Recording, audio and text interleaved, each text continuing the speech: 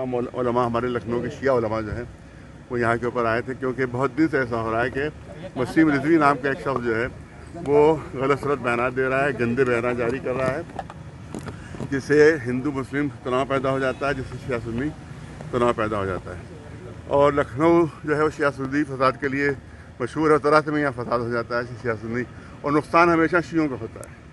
घर हमारे जलाए जाते हैं, लोग हमारे मारे जाते हैं, और मजलिसें हमारी बंद होती हैं, प्रोग्राम हमारे ख़त्म हो जाते हैं, तो सारा नुकसान शियों का इसमें होता है। तो इसीलिए हम यहाँ पर आए थे कि वो ऐसे बयान दे रहा है और सब फेक हैं, अपने ही आदमियों को नकली नाम देता है और वो फ़ोन करते हैं और फिर वो सुन्नी के जो खुलफा उनको गालियाँ देता है, माँ बहन की गंदी गालियाँ, ताकि उससे तनाव पैदा हो।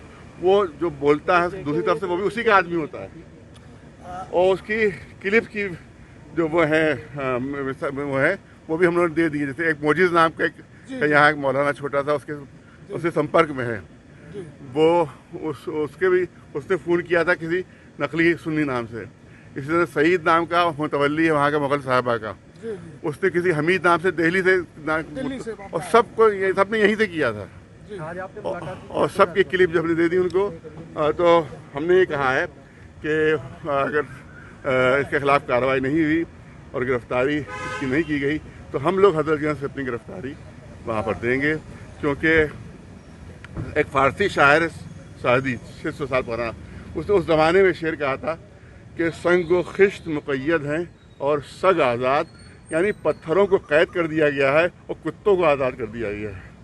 भाई वही सूरत हाल यहाँ पर भी है कि पाबंदी हम पर है, ना हम उसके ख़िलाफ़ FIR कर सकते हैं, तो उसके खिलाफ शिकायत कर सकते हैं, और उसको पूरी आज़ादी है कि जो दिल चाहे वो कहे, जो चाहे वो बके, जो दिल चाहे बयान दे, उसको कोई खिलाफ नहीं। एक सवाल, कुछ आश्वासन मिला है, कब तक कार्रवाई होगी? उन्होंने कहा हम जल्दी कार्रवाई करेंगे। अगर ये कि हमने उससे भी कह दिया, उनको भी कह दिया है कि अगर आपने कार्रवाई जल्दी नहीं की तो हज़रतगंज से हम लोग की गिरफ्तारी। एक सवाल है कि इससे पहले भी कई बार उनके खिलाफ तहरीर दी जा चुकी है और जो है अधिकारियों से शिकायत की जा चुकी है, मगर अब तक कोई कार्रवाई क्यों नहीं हो रही है?